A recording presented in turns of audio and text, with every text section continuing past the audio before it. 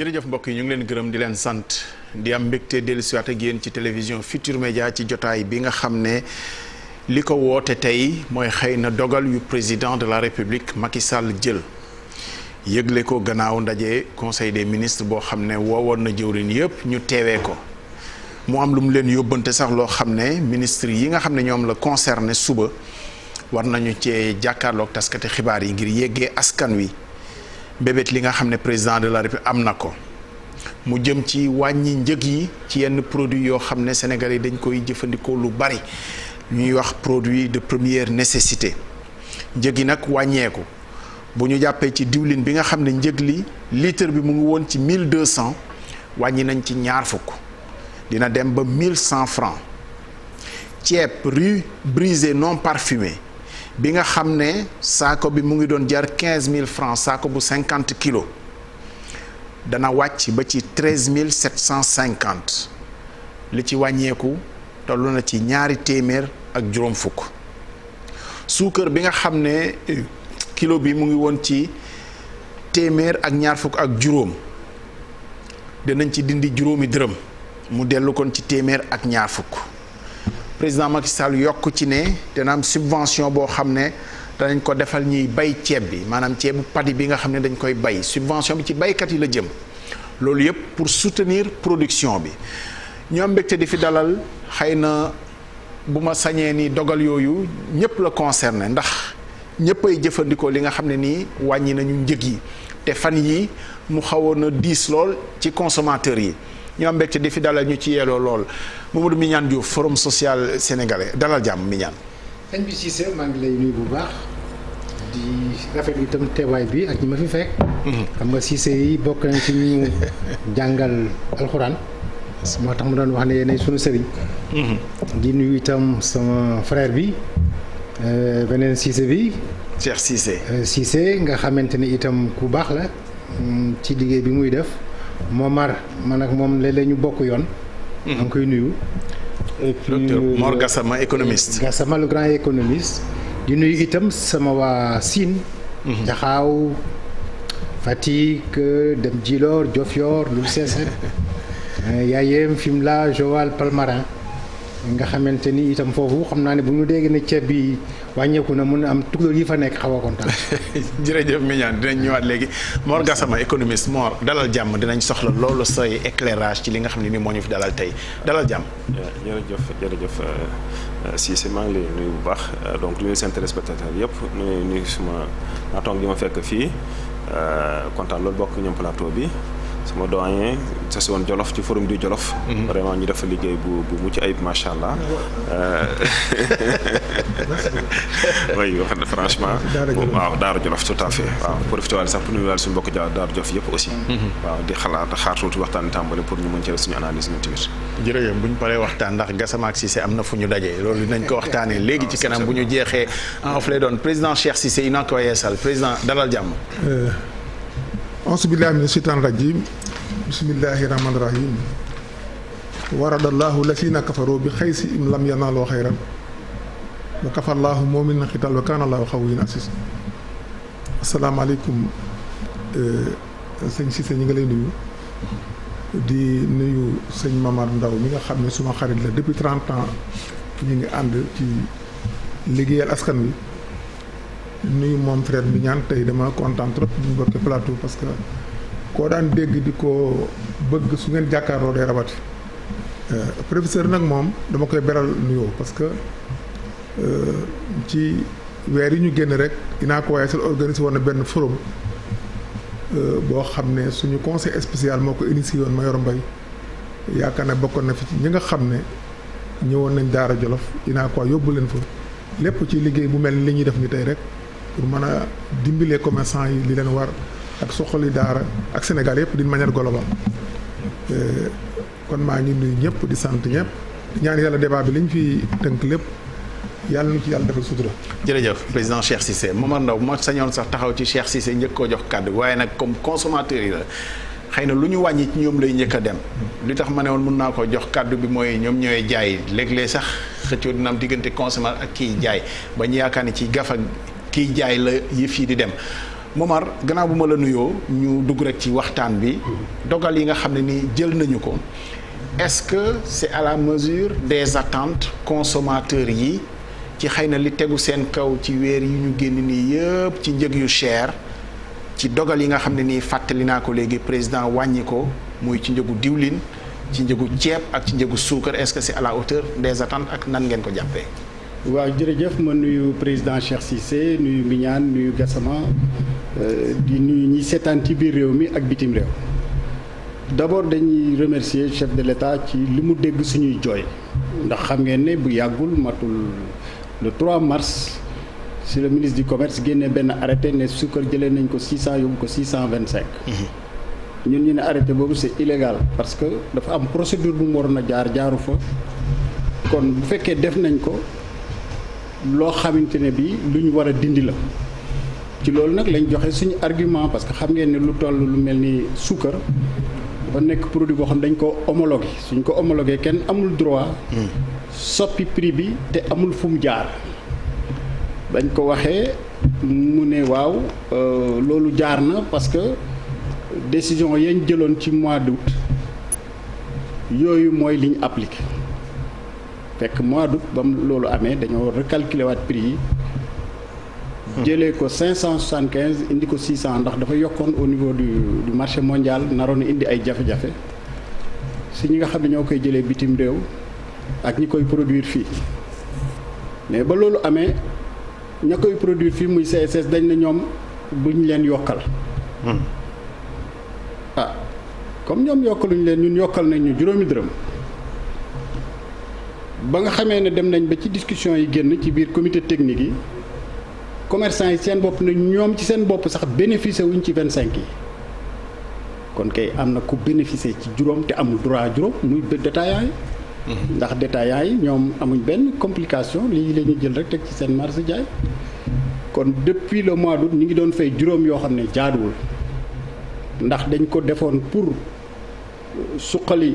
ñiy liggéey fii di produire suukar ak ñi koy jëlee bitim réew pour que njëg gi yenu maanaam ñu toog tuuti compagnie sucrière ne ñun kat lañ bàyyi woon léegi toqi nañ mënatuñ koo bàyyi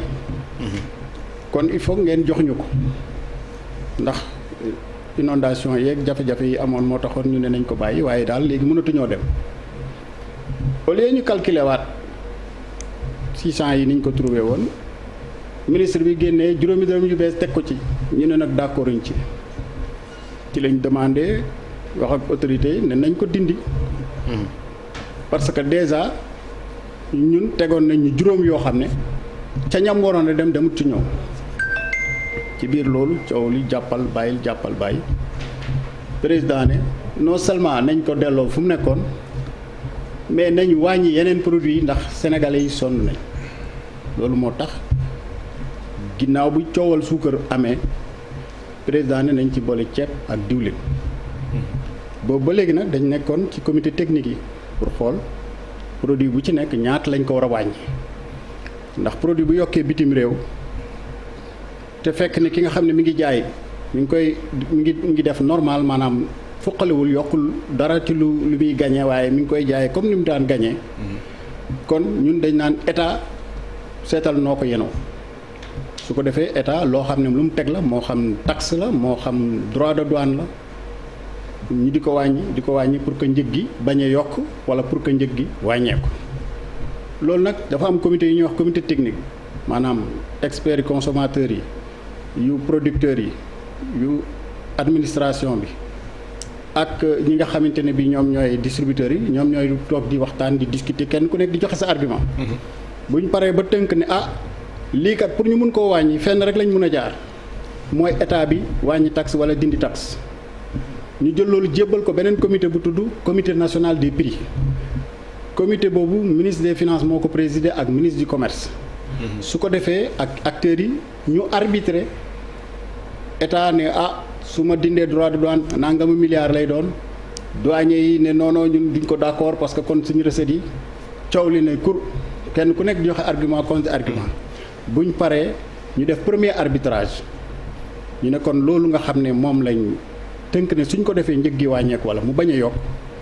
ñu dem nag dénk ko kuréel gi ñuy wax conseil national de la consommation. moo gën a yaatu ministère du commerce moo koy présider. fekk ne loolu nga xam ne tëral nañ ko ca conseil boobu de li mu daje ci fanweeri mujj yi xanaa dajewu ko ci ay fukki at parce que li ñu ko activé ci jamono yi. waaw comité des prix moo doon daje nag lu bari. conseil bi mu ngi dajale woon mois d'août. léegi nag suñ ko jébbalee conseil boobu nag mooy valider ne liñ proposé ci comité national des prix d'accord nañ ci su ko defee ñu def yokk bi nga xam ne moom la wala wàññi bi nga xam ne moom la. léegi nag bi coow li amee boobu léegi ñun ñu ngi ci suba midi ngoon kur génne argument contre argument xuloo fii jàpp fii bàyyil fii ba yàlla def li nga xamante ne bii moom lañ doon ñaan président mu def ko mooy wàññi bi léegi nag li desoon mooy techniquement nan lañ koy appliquer. donc loolu bi ñu ko defee ba pare nag dañ koy jébbal donc président moom mu décider loolu moo indi wàññi bi tey. président Cheikh Cissé. xam nga bu état dogalee àla kulli haal jëfee moo ci des. mise en œuvre bi bu ñuy fàttaliku wàññi bu mujj bi ci wàllu ceeb bi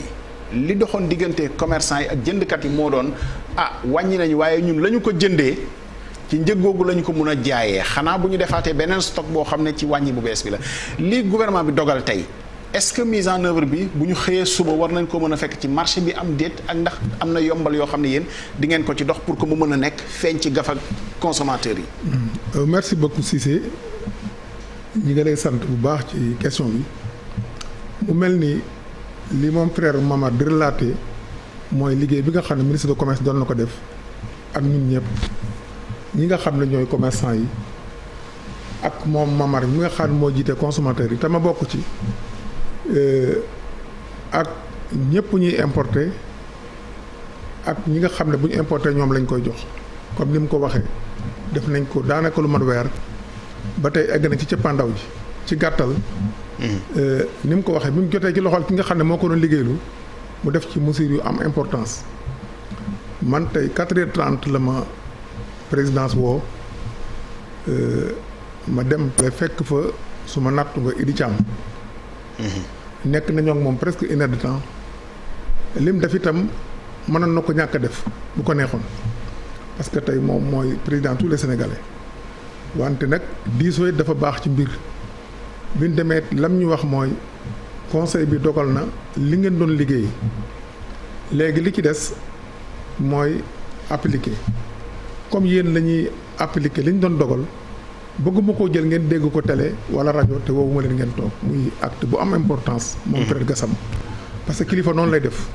kilifa dafay diisoo ak ñi mu administré su ko neexee def ko ak diisoo bi dafa gën ndax yonent bi sallallahu alayhi wa sallam danaan diisoo ak ñi nga xam ne ñoom la administré fa bimaa rahmatin min allahi linta lahum walaw kunta fasan xalisal qalbi lan faddu min hawlik fa'fu anhum wastaghfirhum wa saawirhum fil amri fa izaa azamta fa tawakkal ala llaah inna llaaha yuhibbul mutawakkiliin jëf jooju la jëfandikoo tey ñu sant ki trop li nga xam ne moo ci des te Momar di ko wax suma frère commerçant yi ki seen jëm bopp tey bal bi mu ngi seen camp man nag moom frère Gassama li may jëfandikoo ci àddina jiite ay nit du tee ma wax leen dëgg comme président ku ne xam na ne bii mooy ñaari yoon mu wax ci prix yi ba tey mu def ci dogal boo xam ne bariwul mos lu mu koy def ak contexte bi mu ko defee ku ne xam na ne Sénégal douane moo ko yor ak impôt mais milliards yi mu dindi damay ñaan mu feeñ ci lekkati ñi nga xam ne. ñooy dem marché bu ma ko dee wax nag sama bopp laay wax. en tant que jiite ay commerçant maa ngi ñëw parce que ñi ñuy déglu. waaw bëgg na ñoo xam bu président annoncé ni njëg yi wàññeeku. ñu ne gongo léegi mise en œuvre bi yéen ak seen i organisation naka lay demee. ci laa jëm. ba ma digloo rek si sët naa la wax bismillah. fi ma jëm parce que yaakaar naa ñi taam ak man débat xam nañ ne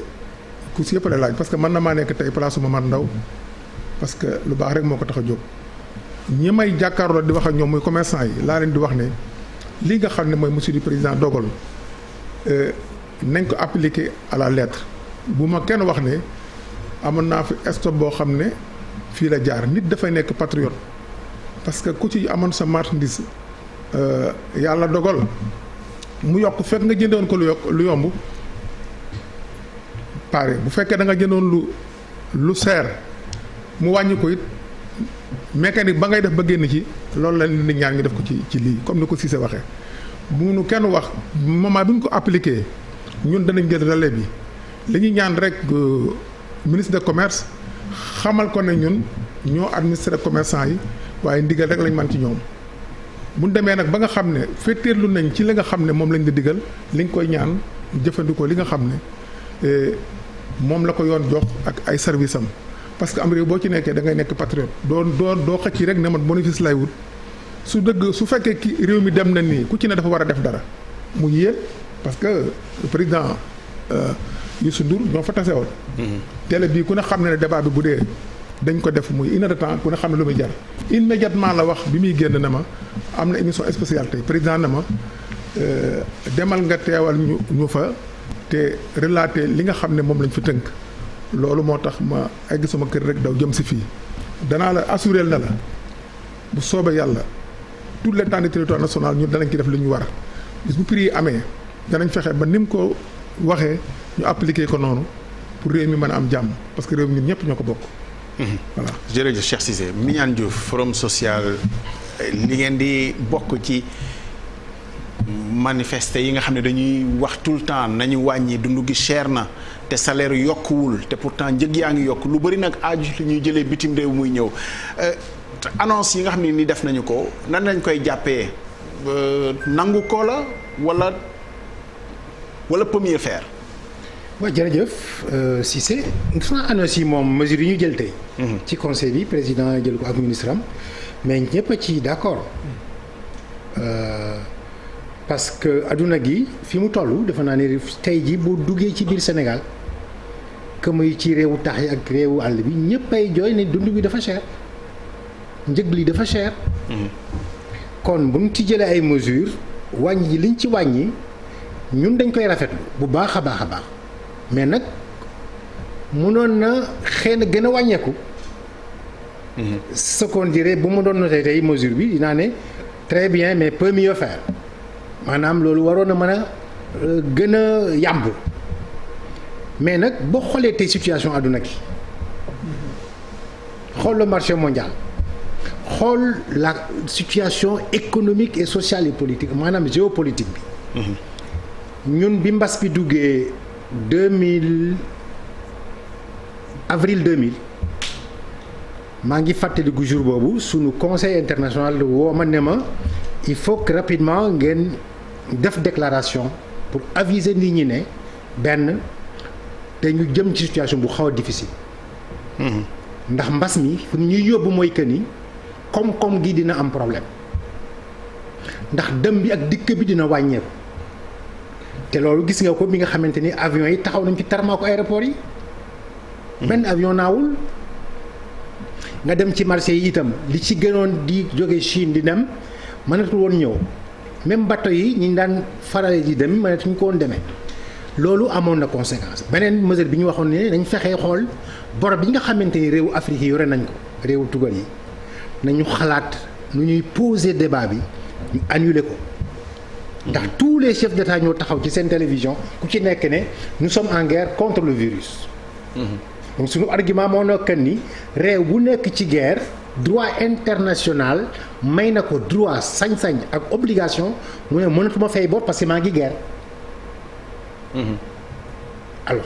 damay fàttali ko mesure boobu ñu defoon ñun boobu déclaration mooy li ñu dab tey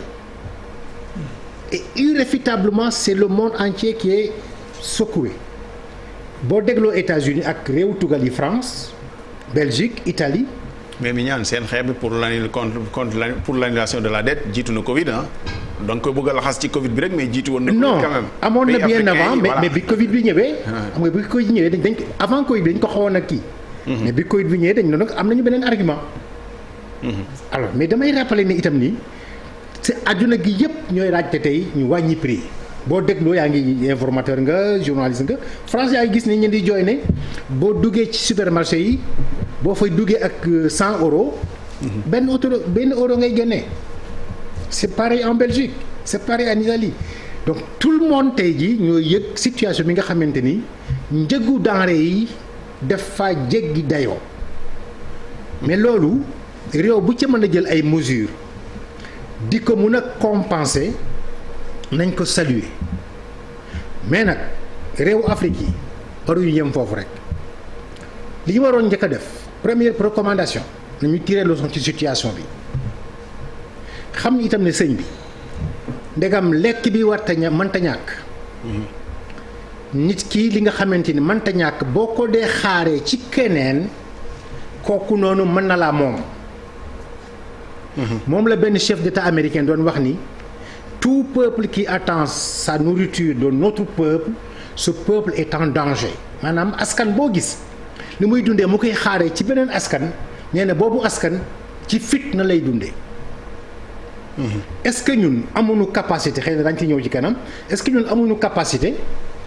def de sorte que ñu wàññi le déficit de la balance commerciale alimentaire maanaam fexe ba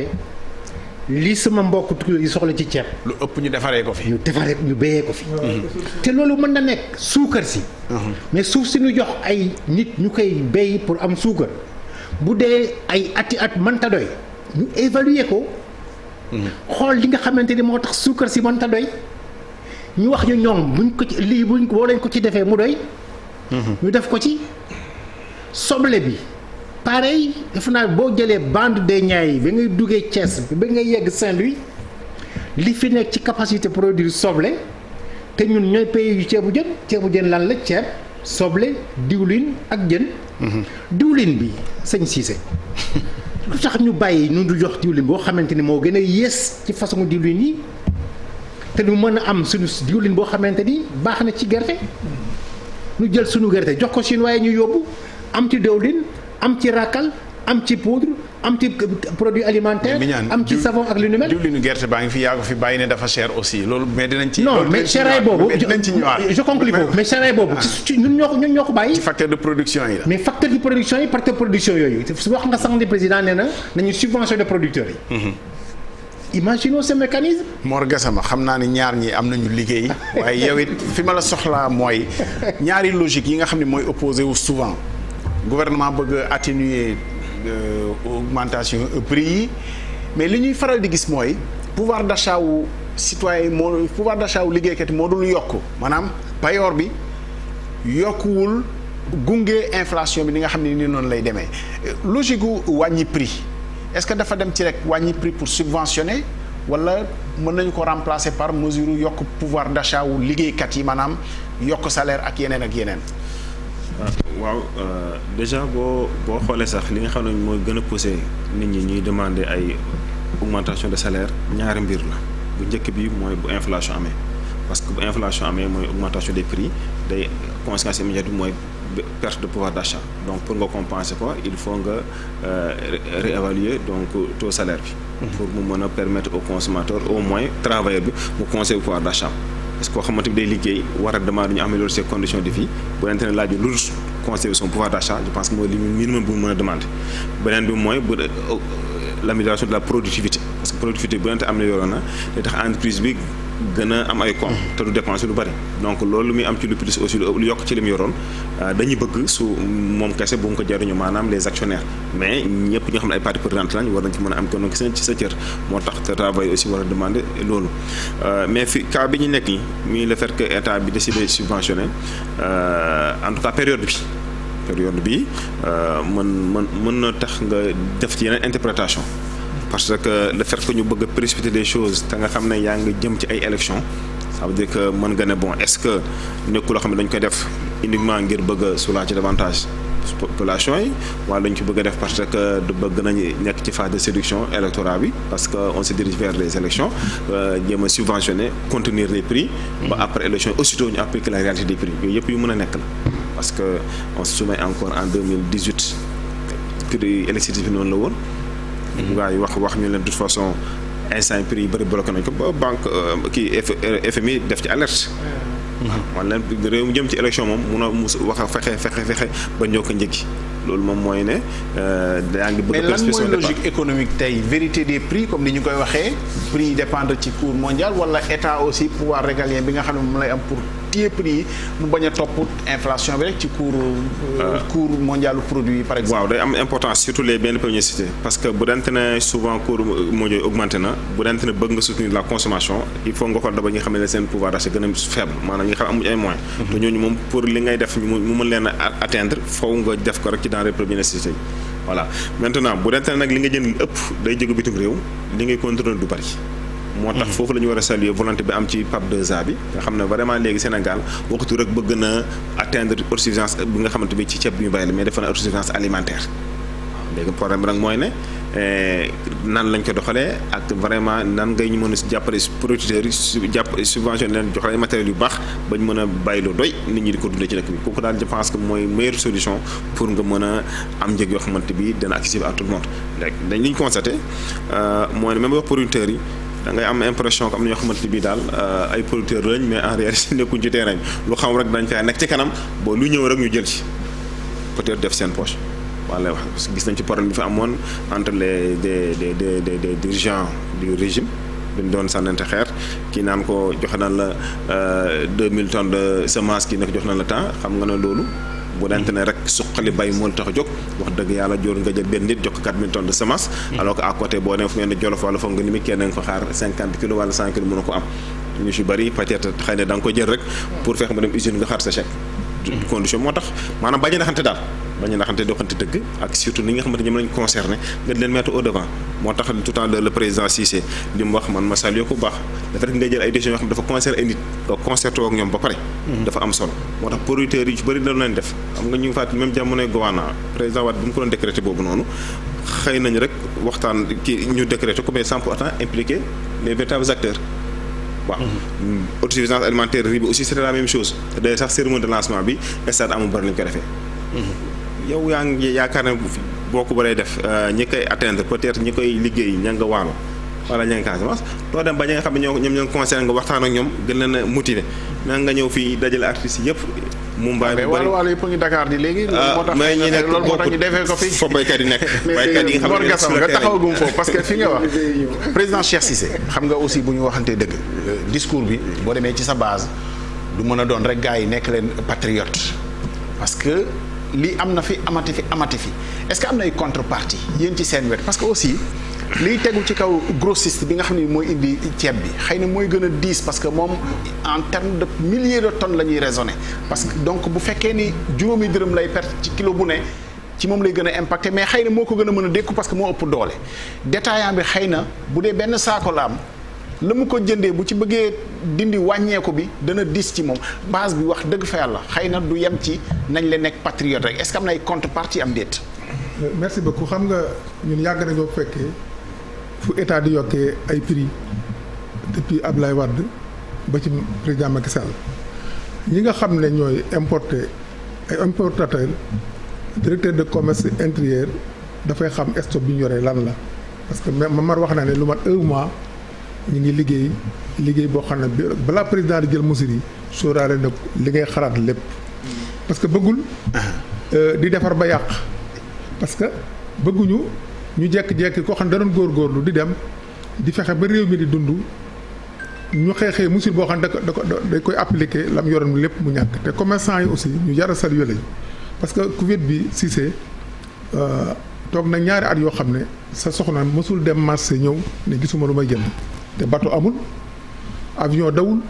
ñu amala ko 18000 prix yi wàcc moins de 18000 ñu bëgg a yokk ñu ne leen bi ngeen yokk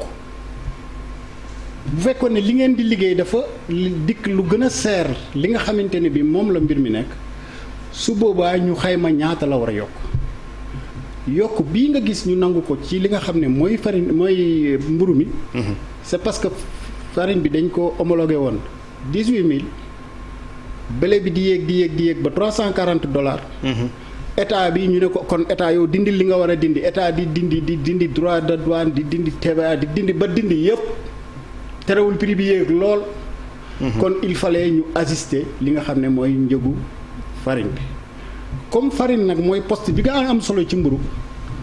biñ ko xaymaa gis ne li jaadu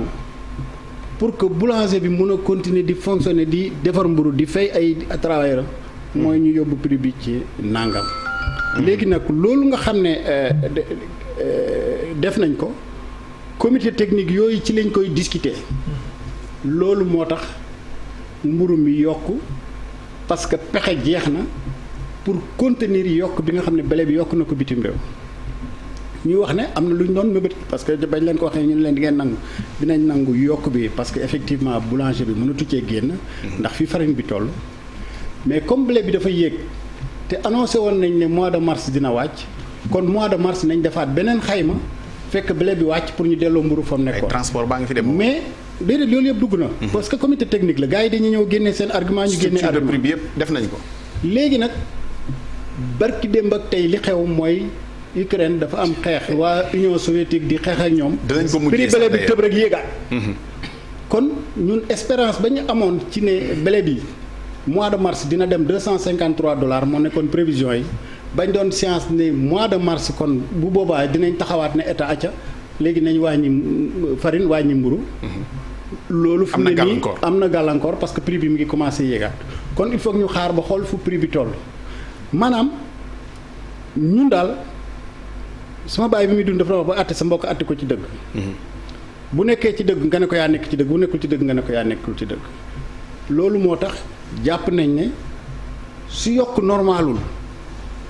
amuñ argument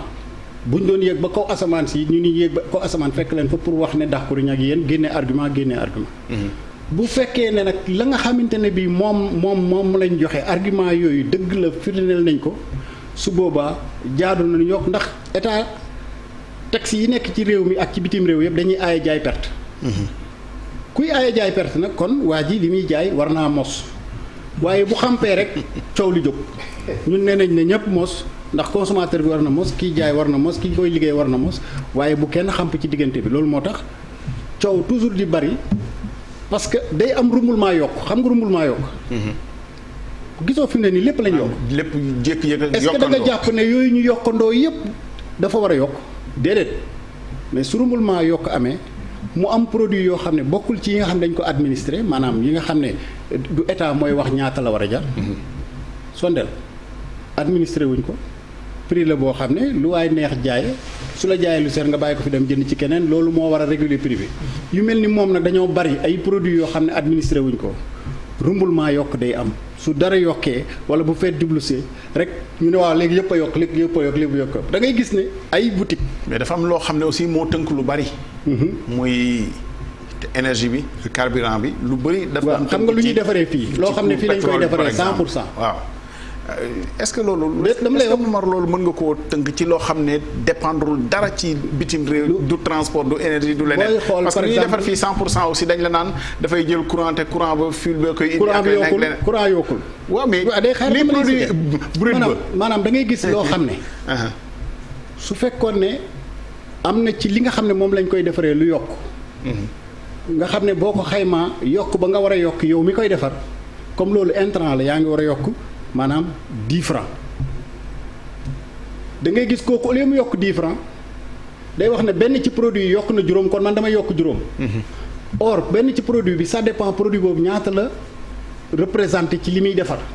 donc répercussion boobu su ko defee moom bu yokkee 10 francs su yokkee juróom fu mu waroon a yokkee 10 ka ko jënd ci moom ne comme mbir yi yokk na man ma waroon a yokk 12 damay dem yokk 50. keneen ki jënd ko ci affaire bi yokk na ma yokk 75 su ko defee buy yegsi ci consommateur bi dina nekk ba ay par exemple 78 ci loo xam ne ci consommateur bi suñ calculé woon mbir mi mu jaar yoon kenn ku nekk mos normal te kenn xampul su boobaa day nekk donc 13%. donc rumbulement yokk yooyu la état war a taxaw ñu gérer ko maanaam rumbulement yokk te rumbulement yokk lu koy waral mooy parce que dafa am situation yu bari yoo xam ne bon yenn yi da ngay gis da ngay ñëw ci benn boutique. xoolal boutique quartier yi problème dañoo am problème ak détaillants yi. parce que da ngay gis quartier yi bokkuñ prix même produit. da ngay gis quartier bi moo koy gën a seerle bii parce que dañuy jàpp ne xaj na ña wër foofu wala ñi kii dañ jàpp ne ña xañ na fii. ay borom sax ci wàññi ceeb bu mujj bi ministère du commerce da doon wër di afficher. exact boutique bu ne mu afficher lan lañ war a jaayee. loolu la yoon wax. mais ce qui veut dire que donc li nga xam ne moom mooy am mooy. buruxloo ci yokk boo xamante ne bi teguñ ko ci yoon. léegi nag loolu il faut ñu lijjanti ko. deuxièmement boo xoolee mois d'août xam nga ci lañ waxoon ne suukar 600. mais est-ce que mos ngaa jëndee suukar 600. respecté wuñ ko. kon loolu aussi il faut que état dem ci ba jeex ànd ci nag ak population yi damay jox benn exemple bu tax loolu di jafe lu tax gars yi duñ koy def mais da ngay gis ne boo nekkee ci benn quartier su jëkkër ji liggéeyee gaz bi jeex ndaw si day dem ne ko abal ma gaz ba mu ñëw. ñu ubbil ko bon. waaw mu defal ko bon wala mu lebal ko temporairement lebal yu sew yooyu léegi-léeg kilo mburu et cetera day tax ba ndaw si su ko ndaw waa ji jaayee prix bu seer dina xam ne li mu koy jaayee seer na waaye du ko boole. loolu itam day tax ba njëg yi nga xam ne moom la ñu war a respecté tam am day am jafe-jafe parce que su fekkee ne jaay nañ la ko lu seer te yow. amoo ci pexe signalé woo ko day jafe pour ñu fajal la ko. sañoo bañ parce que soo bañee aussi doo am feneen foo ko lebi jee. voilà c'est ça le problème parce que su fekkee néew doole dafa am pouvoir de négociation loolu bokk na ci li taxoon ñu ne nañ moolaat loi 1463 bi moolaat nañ ko sax mais ba tey loolu dugaluñ ko ci parce que dañuy wax ne ñun produit yu bari yi nga xam ne moom la ñuy dundee te nit ñi di ko itteewoo nga xam ne mënut a ñàkk. na bokk ci yi nga xam ne dañ ko administrer pour que kenn du am sañ-sañ def ci loo xam ne jaaduwul. mais bu fekkee tam am na ñu ciy def lu jaaduwul ñu delloo si leen ci yoon na consommateur bi xam ne bu waa ji ragalul yàlla ba teg la yenn yi yow itam nga ragal yàlla ba bañ ko. mais bu fekkee luñ la teg nga tegoo ko tam dafay xaw a difficile pour que li nga xam ne kii mais li ci am solo daal man li ma gis. ñaari yëf ñoo war a ànd wàññi prix ak yokk koom ñu bari di mos. su ñëpp mënut a mos ñu bari nañ mos mais bu ñenn ñi mos ñenn ñi mosul du sot xam nga lu tax. yokk comme mooy yokk pouvoir d'achat maanaam tey jii da ngay gis olof da lay wax. yokk productivité. pouvoir d'achat. olof da lay wax. prix yokk na de léegi-léegi nga dégg benn maire mu ne yàlla nañu yàlla may lu ñu ko jëndee. xam nga loolu réflexion de fatalité la. mais réflexion économique la. parce que économiquement loo xam ne wàññi nga ko ba muy jar 100 francs ku amul 100 francs doo ko jënd. su dee sa loxo dafa jotul sa ginnaaw du tout doo mën a am moyen jënd ko kon li ñu war a def mooy fexe ba le maximum de Sénégalais di jot ab koom goo xam ne dinañ ko jënd boo demee tey bitim réew bi dafa cher li ñu jaayee ay suukar ay diwlin ay yooyu moo gën a cher fii mais pouvoir d'achat bi mooy tax xaalis ba koom googu ñuy am moo tax ba njëg yi duñ yëg seeraay bu métti bi kon ñaari action yooyu ñoo war a ànd maanaam maîtriser inflation ba nga xam ne kenn du yokk bu normalul te tegoo ko ci dara loolu mooy kii du question na xam nga sànq yaa ngi wax commerçant bi ne ko kii mais du pour commerçant bi perte de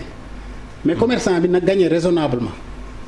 mais waxuñ ne na perte parce que kenn amul droit jaay perte. ñu ngi ñëw léegi donc loolu mooy la situation. Mignane souvent quand même logique bu yokk pouvoir d'achat ak wàññi prix souvent c'est très compliqué ci suñu réew parce que boo wàññee aussi te nit ñi seen pouvoir d'achat gëj a yokk boo xamante ne xëy na peut-être du ñu am lu ñu ko jëndee te surtout dañoo gis aussi fii. am na produit yoo xam ne dañu yaakaar ne bu ñu ko wékkee rek ci concurrence entre industriels yi njëg yi wàññeeku mun nañu fi jël exemple ciment par exemple nga xam ni ba ñuy am benn cimenterie cheroon na ba muy am ñaar ba ci ñett mel ni ci nit ñi dañuy gis ni dafay gën a cher est-ce que lan moo tax logique wu multiplier partenaires yi pour ñu gën a mën a pour mu gën a mën a wàññi prix yi ba léegi fii mënul dox. jërëjëf li tax mënul dox mooy que ni donc ñu ngi ci li ñu wooyee ci nasaraan. une mondialisation d'accaparement maanaam adduna goo xamante ni dëgg la dafa ubbeeku mais ubbeeku goo xamante ni lépp lu nekk ci biir leket gi dafa am ñu koy giiroo de exemple ciment bi c'est quand même un problème que Sénégal am 3 cimenteries mais mënuñu am un prix boo xamante ni ça devient homologué bu mën a permettre bu nit ki bëggee tabax benn nguna mu mun ko def ci anam yoo xamante ni du ko sentir. loolu la concurrence bi ñu doon wut pour mën a am diversité des prix dafa mel ni dañu dem ba ci diggante bi ñiy def loolu déggoo ci ay prix ñoom. contre le consommateur. et à son insu du ko yëg te ki fa waroon waxal consommateur bi fexe ba donc nu homologuer prix bi surveiller ko. fixé ko ci benn baar état loolu rôlam la lu tax état mënta def loolu est-ce que état dafay bokk ci ñiy dugal seen loxo ci lekkat bi pour giroo li fay nekk walla état dafay nekk complice quel est le problème mais pour ñun acteurs de la société civile altermondialiste loolu la ñuy wooyee ñun adduna gu ubbeeku mais ubbeeku boo xamante ni ñi nekk ci wet gi nii duñ ci bokk. mais à travers wàññi prix bi quand même xëy na jàppale askan wi moo. mais loolu moo waroon nekk loolu moo waroon nekk réellement jàppale nit ñi pour que seen pouvoir d'achat permettre leen fonctionnaire bi nga xamante ni moo ngi liggéey fukki at mu mun a am fu mu dëkk ndax mën na jënd ciment bu yomb jënd fer bu yomb jënd suuf su yomb jënd sax surface boo xamante ni état bi dafay ne fii kenn du fi jaay suuf wala boo ko dee jaay lii la war a mën a jar parce que ñëpp mën see yegg mais loolu gis nga protection boobu moom moo amul. mesure d'accompagnement yooyu moo tax pouvoir d'achat bi nga xamante ni non seulement pas yokkuwul te affaire yi di inflation yi di dem mais non seulement pas donc pouvoir d'achat bi yokkuwul mais itam ñi nga xamante ni ñoo victime pouvoir d'achat boobu yokkuwul kenn protégé wu leen ci mesure yoo xamante ni dafay fixer prix bi ci marché bi ne am na yoo xamante ni kenn mënu ko def libéralisation totale bokk na ci lekk bi bokk na ci dunduwaay bi fi ñuy dëkkuwaay bi. gis nga mbir yooyu état bu ko mos a réglé nga réglé jafe-jafe sa askan. mais jox la benn exemple 85 président Thomas Sankara bi mu yegg ses pouvoirs. ñoo ngi ci situation grève enseignants yi mu woote réunion ne leen fonctionnaire état yi enseignants yi ñoo ci ëpp mais seen liggéey ñaar la ba ci ñett toog préparer li ñuy wax li ñuy jàngale sunu doom yi. bu ñu préparé loolu dem ci école bi wala ci université bi jàngal suñu doom yi bu ñu paree waat dellu si waat xayma suñuy doom yi. mu ne ñooñu il faut que ñu am fu ñu dëkk bu ñu ko amul du ñu mën a jàngal suñuy doom bu ñu leen mën a xayma wala bu ñu leen xayma dem xayma leen ci mbedd bi wala ci benn restaurant mu ne kon nañ fexe am cité de 15 000 logements. mais 15 000 logements yooyu mu ne dañuy jël suufu dëkk bi. wut ay patronat ci patronat national bi ñoo xamante ni daanu d'accord jël seen xaalis dugal ko ci foofu. tabax kër yi loolu xaw na jege programme 100 000 logements. très bien tabax kër yi. initiative bi laa wax. voilà bu ñu leen tabaxee ba pare nag ñu xool ñu wax syndicats yi dañ xool ñi nga xamante ni ñoo ci gën a prioritaire. selon les situations sociales et selon les grades. mais ceeb itam ak suukar on pouvait xam ne tey jii. bu nit ki xëyee li muy njëkk a soxla bu jaamoo yàlla ba pare mooy lekk. lekk bi yàlla def na malheureusement mu nattu nu muy mburu man je préfère bu ma yeewoo ñu jox ma sama cere. somme bi war naa yomb. wàññi nañ ceeb wàññi suukar tey mais nag comme nag mburu mi lan nuy jox. te mburu mi fi ñu koy jëlee li koy joxe fi ñu koy jëlee ñun nekkuñ fa. te boo ko fa jëlee da ngay fay bato bi fay taxe. fan yii ñoo ngi ci guerre wala no guerre maanaam guerre froide dellu siwaat na. mën na am fan yi di ñëw gaz bi yokku fenn bu gaz bi yokkoo blé bi dana yokku bu blé bi yokkoo aussi mën na am pétrole yokku est-ce que conditions yi nga xamante ni moom fa lañ jublu tey pour mesures yi ñu jël tey ci réunion conseil des ministres est-ce que am nañu assurance ni en tenant compte du contexte international de la géopolitique. qui est une géopolitique de guerre. Mignane géopolitique dinaa la may nga tëjee ko léegi dinañ ci ñëw léegi. est-ce que foofu dinaa la may nga tëjee ko dinañ ci ñëw léegi ndaw dina am assurance ni prix yooyu dana toog fi mu war a mën a toog lu yàgg. loolu nag li koy faj mooy li ma waxoon sànq ñu dellusiwaat ci suñu suuf jàpp suñu loxo jàpp suñu mën-mën subventionné delloo xale yi ñu amaat mbëggeel bu rëy ci liggéey suuf. retour à l'activité bi nga xamante ni c'est la mère de tous les arts l'agriculture est la mère de tous les arts. réew bu ko bàyyi sa benn art mënta dox. am na ku ma ne bi ñu annoncé édition spéciale dafa foogoon ni Ukraine la ñuy waxtaan ma ne kon jaxate ak wàddeen yi danañu saalit Mor Gassama est-ce que augmentation contextuelle est-ce que lu viable la c'est-à-dire ci yenn levier économique la état mun a appuyer wu ba ne wàññi naa te wàññi bi dina durable mu bañ a doon wàññi contextuel pour xëy na contenir rek situation sociale bi nga xam ne xëy na c'est tendu un peu partout pas particulièrement au Sénégal mais un peu partout que mu bañ a doon wàññi contextuel rek boo xam ne ëllëg day yéegaat parce que appuyé wul ci ay levier lu dul xëy na lu état bi peut-être subventionné gàddul ko boppam te xëy na dans quelques mois mu diis ba mu bàyyiwaat ko. c'est ça donc ça veut dire que bu dente ne yaa ngi subventionné wala bëgg wàcc prix yi te mu xam ne day durable il faut nga teg ci loo xamante bi loo maîtriser la. parce que tey wàññi bi ci lan moo ko war a mën a justifier est-ce que lu état bi gàddu boppam la wala lan la. bon apparemment loolu lay niru. c'est ça parce que ni ñu yuuxu nañ njëgi cher loolu ñëpp xam nañ ko bu baax a baax donc xëy nga ne il faut nga jàppale population bi pour dund gi gën a wàññeeku tuuti. mais jàppale boobu maanaam fi nga ko teg moo dëgër bu baax parce que comme li ci bari dépendre ci yow.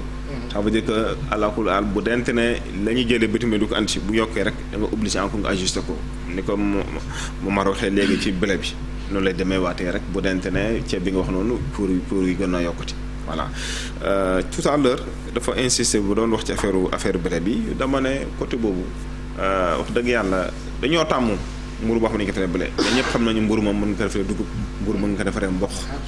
benn jour sax Momar bokk nañ benn plateau muy expliquer ne mburu mën nga ko def sax ñebbe. oui mais techniquement quand même bon. c'est plus compliqué que ça. mais déjà ak c'est plus compliqué que ça. non question tàmm la rek. parce que man gis naa ne par exemple pain bi nga ñu ko doon defaree 1000 donc gis naa doon dox lu bari dama xëy rek gis ne boutique bëri abandonné nañ ko mais da doon dox bu baax a baax. ça veut dire que tey boo leen ko tàmbaloon mën enveloppe boobu noonu moitié mën na wàññeeku. et que plus tard sax mën a dem ba en tout cas dootu peser bu baax parce que lan nit ñi saa habitude yi leen tàmm la kese du leneen. am na ñoo xamante ni bii duñu xëy gis mburu dérangé wu leen dañuy xëy naan seen fondé wala. mais nit ñi war nañ mën a continuer am choix aussi ah. bu bëggee mburu am mburu. tout à fait moo tax ñuy continuer def yooyu effort voilà ci gàttal daal état bu dente ne bëgg na di wàññi ay njëg te lépp di continuer il faudrait d'abord mu jéem a maîtriser bi def loolu day indiwaat encore débat bi ñu wax léegi rek ci autosuffisance alimentaire parce que bu dente lépp ci réew mi la wax dëgg yàlla coono gi dana wàññeeku tuuti. léegi après ci lan ngay mën a gën a mettre l'accent mooy ci encadrement bi lan gën a mettre l'accent ci productivité bi pour mu gën a am solo après aussi ñi nga xam ne parce que comme prix produit yi bokkuñ am ñoo xamante ni mën nga leen gàddu yàgg am ñoo xamante bi boo leen conservé day yàqu ça veut dire que nga jàppale leen ci condition de conservation condition de transformation ak surtout commercialisation gis naa bu dee jël exemple ceeb bi par exemple bi njëgi bi production bi yokkee commerçant aussi dafa nañ ci jéego bu mag a mag ne foofu lañ jënd avant ñuy jënd bitim réew. ça veut dire que effort yi dañ ko war a continuer noonu maanaam discours yi baax na trop mais après ngay poser acte fort di évaluer en permanence parce que loolu aussi souvent day bokk li retard suñu liggéey maanaam da nga mën a jël ay décisions génn ay moyens mais moyens parfois doo xam fu mu dugg li nga war def évaluation sur terrain bi doo ko def et cetera ngay fixer ay deadline xool ndax li nga fixé dina mën a sotti un pas ci date bi nga ko bëggee su nekkul aussi ndax da nga koy réévaluer waat mais moom foog nga koy def moo tëdd rek ci bureau buñ climatisé di nit ñëw di la rapporter de temps en temps nga def descente di xoolal su bopp da ci am solo trop. parce que le temps que ñi nga xalaat ne kilifa gi mën na wàcc wala ko jeg loolu mën na wàcc te dana biir boppam par rapport li ñu ko jox mu comparé ko donc nit ñi dana gën a góorgóorlu moi je pense que parfois masla bi tax na ba yu bari aussi dañ ci tar. président Cheikh Cissé bu ñu xuusee ci ay perspectives xam nga aussi fii ni ñuy nattee commerçant bi mooy ku dàq indi ay conteneurs souvent quand même foofu lañ koy nattee alors que chaîne de valeur bi par exemple ki nga xam ne moo importé ceeb xëy na am na doole boo xam ne bu duggoon ci filière ceeb bi xëy na peut-être buy continuer di importer aussi wax dëgg fa yàlla dootul bareeti comme ni mu baree gis nga ko président subventionné na prix wu riz paddy bi nga xam ni moom la ñuy bayee fii ci biiram 32 francs est-ce que aussi ci perspective yi lu ngeen di xalaat la pour au lieu que mu doon commerce importation rek ngeen dugg ci filière yi pour chaîne de valeur bi yëpp ñu nekk ci pour lu ñuy defaree fii ci biir réew mi mu gën a yaatu gën a yomb gën a yaxan tamit dernier tour de table bien entendu. loolu mooy liggéey professeur maa ngi lay yu fàttali yaa ngi xalaat ne bu dollar bi yokkoo est-ce que li ñu jël immédiatement du ci répercuté sama mel magam murid mu baax dafa ma mosoon wax ni démb jàll na tegatu la dara tey moo la teg ëllëg ñëwagul donc ma ñëw ci li nga bëgg a wax gis nga réew mi dara mënuñoo génn ci situation bi lu dul li ñuy dundee di ko bay commerçant bi dem di importer marchandise di ñëw nag mën naa xam ne moo gën a tëlee jaay ci àddina li ngeen ko teg yéen man mi nga xam ne état bi bu ne def naa ko commerçant biñ gën a war a sant mooy ki nekk ci mbedd mi gàddu jaay d'abord wala ma ñëw ci détaillant bi ki am ay milliards wala mu am complice banque bay jëli ay mat di ñëw jàmbaar la wante ñëpp melan ni moom su ñëwee commerçant ba nekk Tambacounda ma tudd ko parce que foofu laa gën a miin du mas a jot ci lim am la koy yóbbu ba Tambacounda. demi grossiste bi jël ko détaillant bi jël ko dama ne commerçant yi bu ñu amul woon état da leen di créer gis nga bu commerce xamoon boppam dëgg ak li mu représenté ci dëkk bu mu mën di nekk te état xam na ko en général dañu leen di xaw a minimiser mais su commerce amul woon ci réew mi àddina tukki. wallaay asim ndaxte lu tax loolu mi ngi mel ni suñu organisation yi rek. mais defe naa kenn sikkalul commerce. non kenn sañu ko parce que am na kële moo xam ne comme ni ñu ko waxee ki nga xam ne mooy Mouhamadou Rasoul sax jaar na ci kenn mënu ko sikkal dama bëgg a wax la lenn Mamar dama ko wax bëgg démb ci benn débat bu ma nekkoon ak moom ma ne ko soo amul woon état war na la créer parce que mënut a wax ak population bi ñëpp. UNACOIS ak kuréel yu mel ni moom bu nu amutoon état war na ko créer parce que mënul fexe ba commerçant yëpp mu wax ak ñoom la preuve bi président soxlaa commerçant yëpp tey ñaari organisation la woo tëjoog ñun waxtaan ak ñun te li mu wax ak ñun dafay engagé Sénégal yëpp parce que mën na maa wax ne li ëpp ci commerçant yi suñu leen waxee danañu dégg lu may ci yokk daal mooy commerçant yi nañ leen xam ne ay patriotes lañ du ma wax leen ne nañu nekk patriote à ce que ñu fexe ba li ñu amoon ñu ñàkk ko waaye su situation bi mel nii ñu wormaal seen bopp wormaal réew mi aussi bu nu kenn taxi commerçant yi bénéfice rek la ñuy wut. maa ngi remercier Mamar bu baax parce que Mamar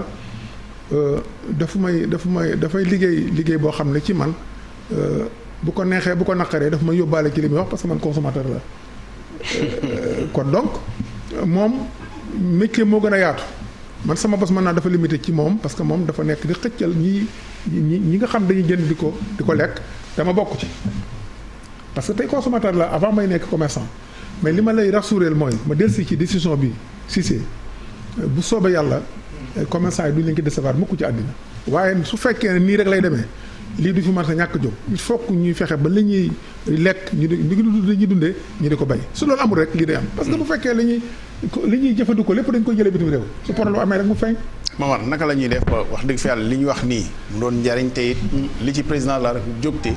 mu feeñ ci pañewu kii nduggi suba la xaw ma mise en œuvre bi kañ la waaye nag mu feeñ te ñu bañ a delluwaat ci la nga xam ne nii jaaroon nañ ci quand même di wër contrôle économique yi wàññi na kii wàññiwul ak yooyu naka la ñuy def.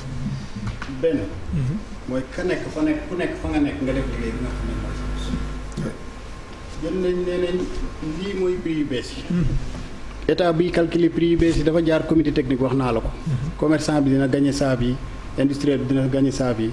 waaye kenn warula lump na ñëpp di mos su kenn ku nekk yemee ci la nga xam ne boo ko defee di nga suur te doo xam ñëpp dinañ ci jot donc commerçant bi nga xam ne moo xam grossiste la moo xam demi-grossiste moo xam détaillant industriel bi ñoom ñëpp kenn ku ne la nga xam ne mooy sa marge boo xam ne dina tax nga continuer di fonctionner normalement yemal ci loolu détaillant yi nga xamante ne bii nag ñoom ñoo nekk nag di saboter affaire yi parce que sabotage bu amee toujours rek ci détaillant yi lay nekk parce que foofu ngay gisee ay prix yoo xam ne day doy waar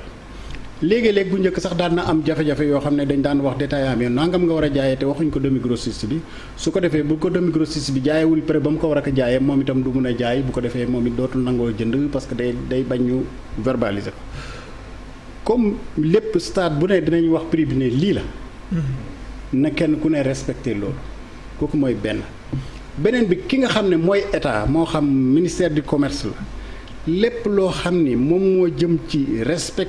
faire respecter li nga xam ne mooy décision yi jël nañ ci xar seen tànk tubéy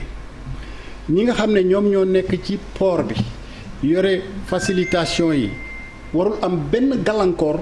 boo xam ne day tegu ci situation yoo xam ne après day indi jafe-jafe pour circulation marchandise beneen bi mooy comme li ma expliqué rek ñi nga xam ne ñoom ñooy liggéey fii di bay fii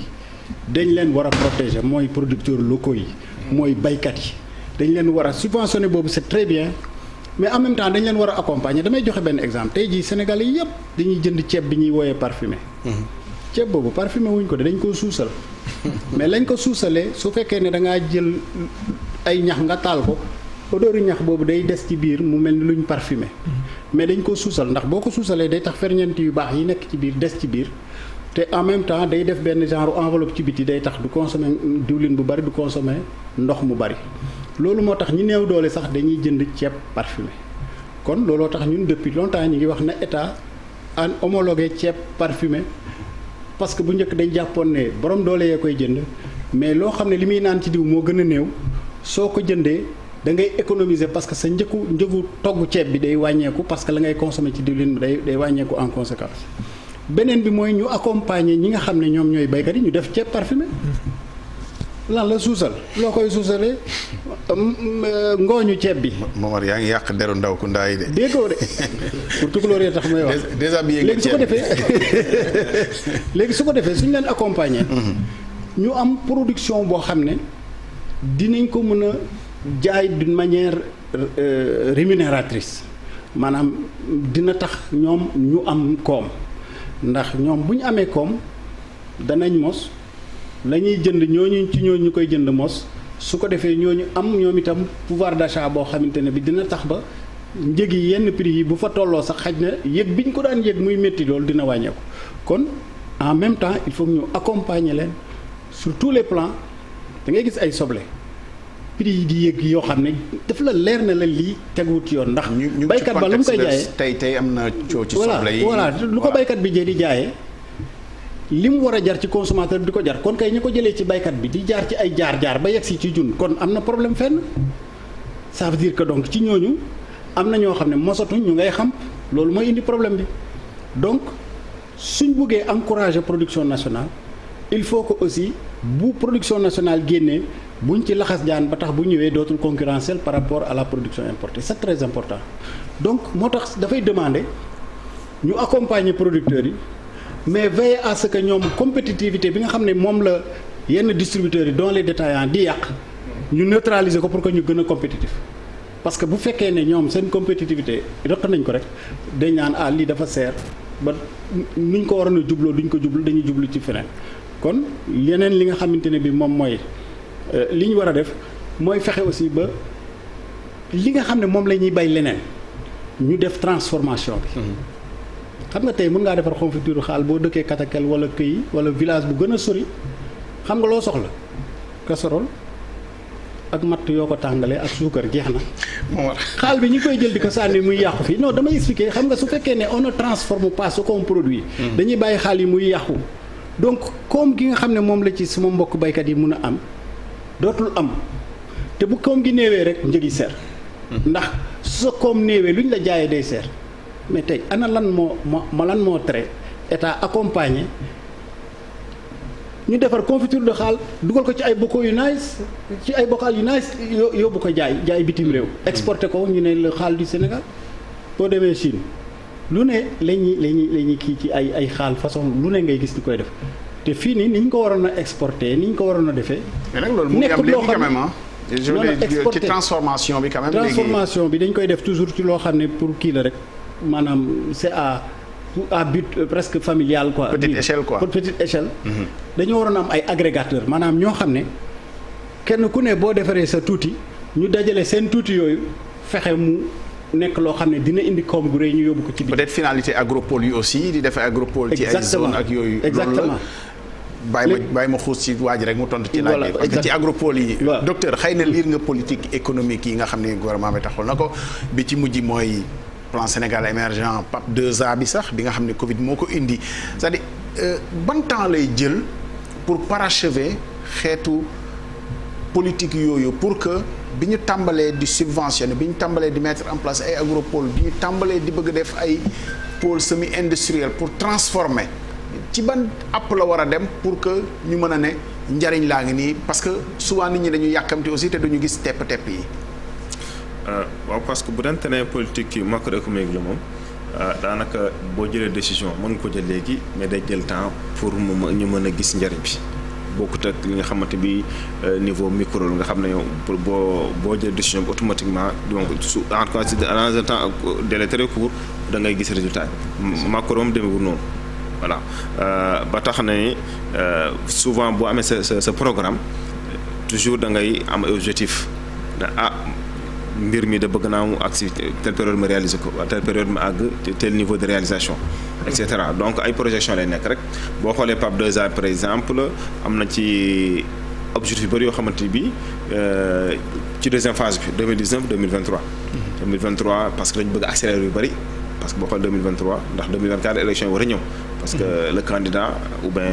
le futur. mais Covid bi moo indi PAP 2 ans ah voilà ci Covid bi la ñu jëlee. tout à fait voilà. Parce que déjà lancé dañ ko kii rek.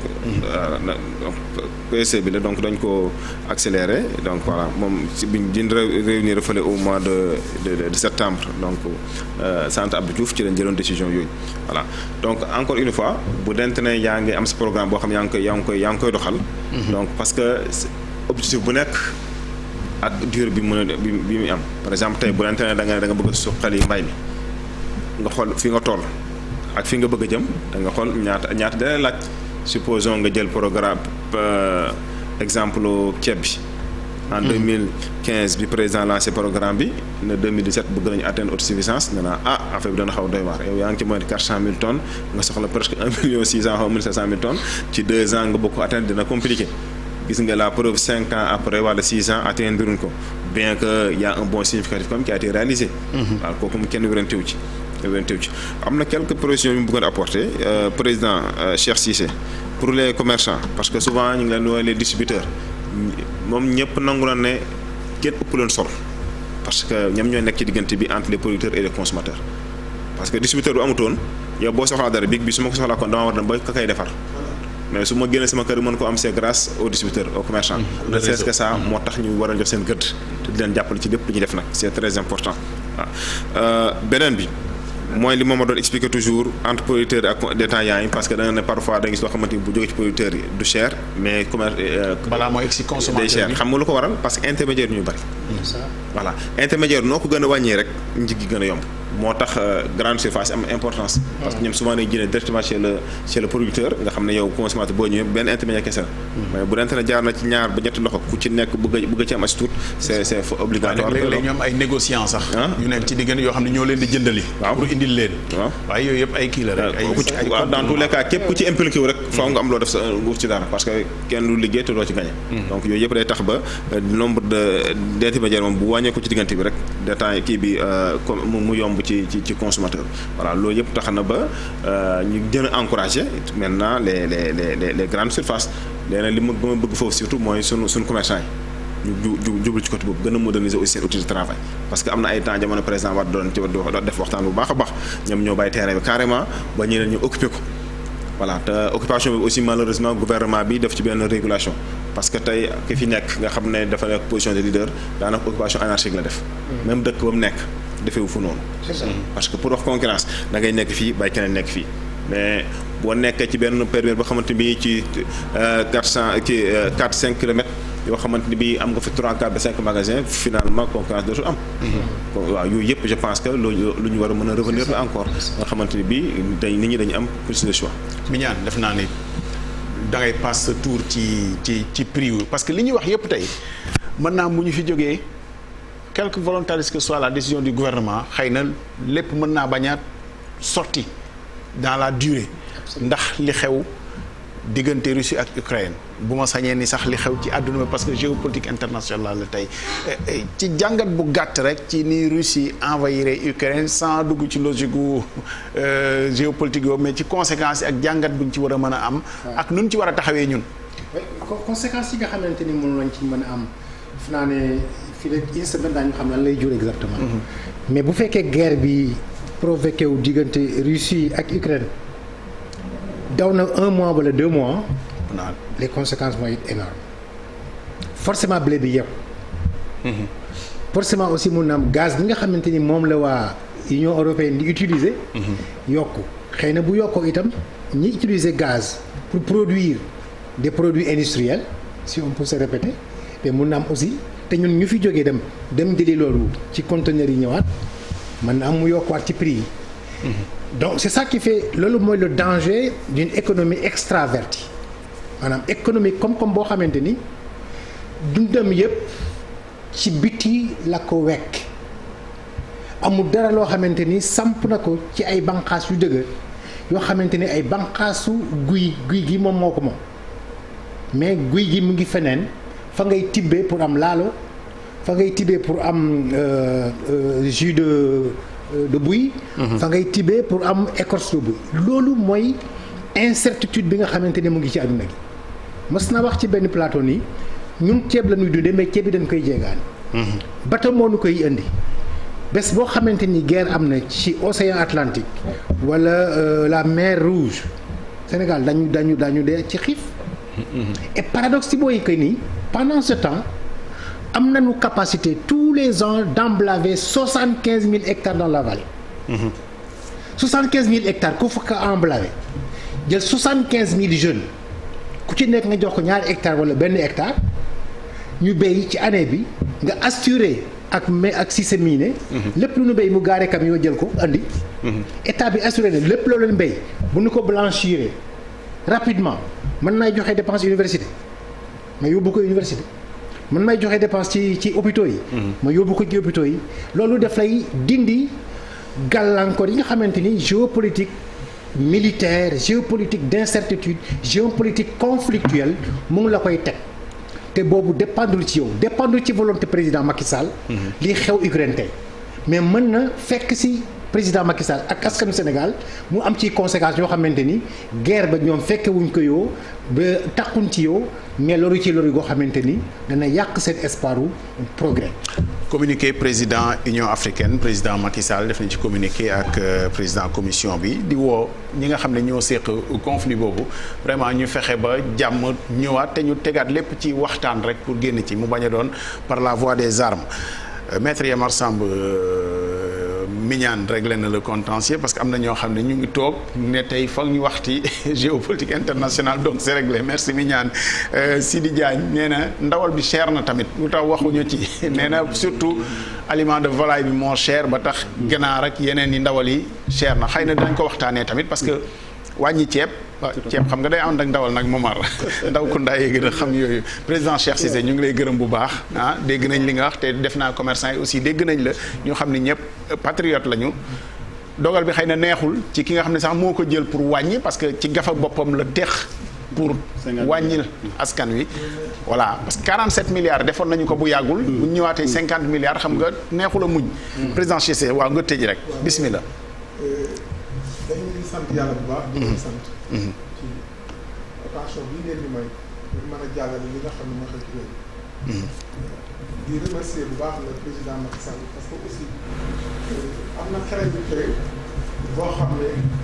boo gisee sax moom dafa defaral leen ko ci gouvernement Abdoulaye Wade di jiite parce que ba mu fi nekk ba tey gisu leen mu def ay boutique témoin ak ici loolu yëpp da koo fekke woon tamit njëriñ. moo tax à chaque fois que problème am day woo commerçant yi parce que commerce bi ñu jàngale de parce que gisoon nañ fi ay témoin gisoon nañ fi ay issu gisoon nañ fi ay maîtrisard professeur loolu yëpp du ko dal moom parce que xam na ne commerce bi lu ñuy créé nit dafay nekk ci mbedd mi di jaay ba am taabalam di def ba am boutique ba nga ko xamee noonu vraiment lay def lu muy def associé yi donc lu ñuy ñaan yàlla rek mooy li mu def mu am impact merci beaucoup jërëjëf président Cheikh Cissé. yàpp yooyu nag ñu ngi ci parce que ñun depuis longtemps nee nañ homologué yàpp. ak li nga xam ne mooy jën su ko defee ki koy defar di ko jaay di ci gis boppam di mos waaye bu mu xam su ko defee sénégalais bi. te gis nga jën bi ñu ngi ciy jéem parce que aquaculture quand même tax affaire bi xaw a kii mooy xam nga jafe-jafe bi tëj frontière Mali beeg yooyu. en effet bokk na ci li tax mbir mi xaw a kii waaye ñu ngi ciy liggéey. jërëjëf merci beaucoup Momar Ndao ñuy gërëm ñi ñu doon seetaan yëpp amoon te ci jotaay bi Morga sama maa ngi lay gërëm bu baax a baax am nañu waxtaan man ak yow après ñu lijjanti loolu li nga xam ne ni bokk nañ ko Mignane Diouf Mamadou Mignane Diouf Forum Social Sénégal ñu ngi lay gërëm bu baax tey du woon ndox mi ak yeneen yeneen i jamono ñuy remercier aussi di nuyu maître Massokhna Kane mu ngi ñuy seetaan ñu koy nuyu bu baax ci askanu ñoom Momar Ndao la ñoom ñoo bokk yooyu merci en tout cas de nous avoir suivis ñu yaakaar ni ñu leen fi dégtal ci waxtaan amal leen njëriñ ñu jàpp ne rek ñu fàttaliwaat ko président de la République jël na dogal wàññi produits de première nécessité yi am na wàññi yu am solo yoo xam ne nii dogal na ko njëgu diwlin bi nga xam ne mu ngi woon ci 1200 dafay dem ci 1100 francs ñuy dindi ci ñaar fukki dërëm saako ceeb riz brisé non parfumé bi doon jar 15 000 francs dem na ci 13 750 kilo suukar bi doon jar 625 dellu na ci 600 francs ak it subvention boo xam ne producteurs yi nga xam ne ñooy bay ceeb bi ci vallée bi riz paddy bi ñoom lañ ko defal boo déggee subvention nag mooy ñoom lañ koy dimbalee pour ñu bay lu gën a bari mu gën a mën a yomb tam ci nit ñi voilà noonu la ñuy déggee subvention boobu ñu leen di gërëm di leen sant di leen jox daje xam naa ëllëg yeneen i jotaay waaye li xew Ukraine àla kulli xaal danañ ci dellusiwaat ci suñuy waxtaan ak programme yi télévision Futurs Médias jërëjëf. Merci.